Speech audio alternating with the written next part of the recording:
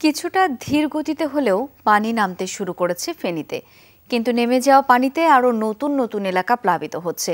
এখনও নিরাপদে সরে যেতে পারেননি অনেকেই। যোগাযোগ বিচ্ছিন্ন হলেও ত্রাণ এসেছে পর্যাপ্ত, কিন্তু দুর্গতরা ত্রাণ সংকটে, কেননা ফেনীর দুর্গত অঞ্চলগুলোতে পৌঁছানো যাচ্ছে না প্রয়োজনীয় ত্রাণ।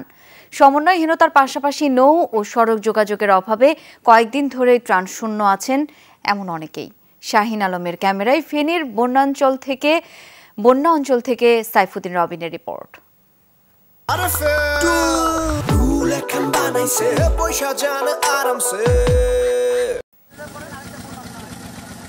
জলে টইটুম্বুর, এ যেন অথই সাগর, অথচ এখানেই ছিল সমতল এবং বসত ভিটে। দেশের পূর্বাঞ্চলের বেশিরভাগ এলাকার দশাই এমন। ফেনীর ফুলগাজী, পরশুরাম ও সোনাগাজীর অবস্থা এতটাই ভয়াবহ যে সেখানে পৌঁছানোই দুষ্কর।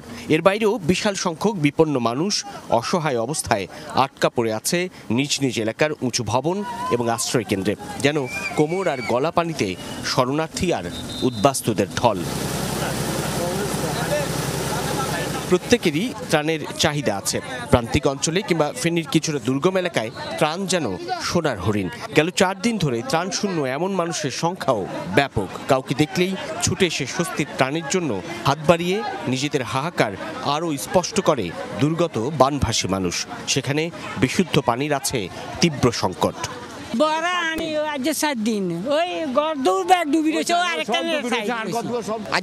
অনেক কিছু পাচ্ছি না এদিকে, ও মাঝে খালি মসজিদ মাদ্রাসা ওদিকে দিতেছে, শুধু আমরা বাজার না। এটা স্বেচ্ছাসেবী আর স্থানীয়রা বলেছেন, দেশের বিভিন্ন প্রান্ত থেকে ব্যক্তিগত প্রতিষ্ঠান আর সাংগঠনিক উদ্যোগে প্রচুর পরিমাণ ত্রাণ আসছে ফেনীতে, কিন্তু সমন্বয়হীনতা, যোগাযোগ ব্যবস্থার অপ্রতুলতা আর তথ্য ঘাটতির কারণে বহু এলাকা এখনও ত্রাণ কার্যক্রমের আওতার বাইরে। গত 3 দিন থেকে আমি যেতে পারি নাই, কোনো সাংবাদিকও যেতে পারতেছে না। সেনাবাহিনীর গাড়িগুলো সবগুলো ছাগলাঙ্গে যাচ্ছে, আশপাশে যাচ্ছে, আমাদের ফুলগাজী কেউ যাচ্ছে না।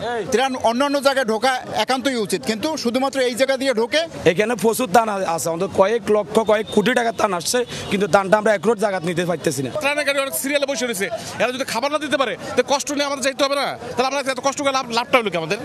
কিছুটা পানি নামতে শুরু করেছে, যার ইতিবাচক প্রভাব কেবল ফেনী শহর কেন্দ্রিক। বিস্তীর্ণ প্লাবনভূমি থেকে বন্যার পানি নামতে সময় লাগবে আরও কয়েকদিন, কিন্তু তারপরও এই মানুষগুলোর জন্য ত্রাণ সহায়তার চাহিদা থেকেই যাবে। তলিয়ে গেছে সবকিছু, আর এই সব তলিয়ে যাওয়ার কারণে ঘর বাড়ি বসত ভিটে মানুষ আশ্রয়হীন হয়ে পড়েছে। উদ্বাস্তুর মতো ঘুরে বেড়াচ্ছে এখানে সেখানে, কেউ নিজের বাসার ছাদেই আশ্রয় নিয়েছে। কিন্তু এই মানুষগুলোর কাছে ত্রাণ সহায়তা পৌঁছাচ্ছে না ঠিক মতো, কেননা প্রান্তিক পর্যায়ের অনেক এলাকায় ত্রাণবাহী গাড়িগুলো প্রবেশ করছে না, স্বেচ্ছাসেবকরাও প্রবেশ করতে পারছে না। কেবলমাত্র নির্দিষ্ট শহর কেন্দ্রিক জায়গায় ত্রাণ সরবরাহ হওয়ার কারণে একেবারে প্রান্তিক বিপর্যস্ত জনপদ এখনও ত্রাণ, খাবার সংকট অর্থাৎ শুকনো খাবারের যে অভাব এবং বিশুদ্ধ পানির যে অভাব, সেসব মোকাবেলা করেই টিকে থাকতে হচ্ছে। সাইফুদ্দিন রবিন, যমুনা নিউজ, ফেনী।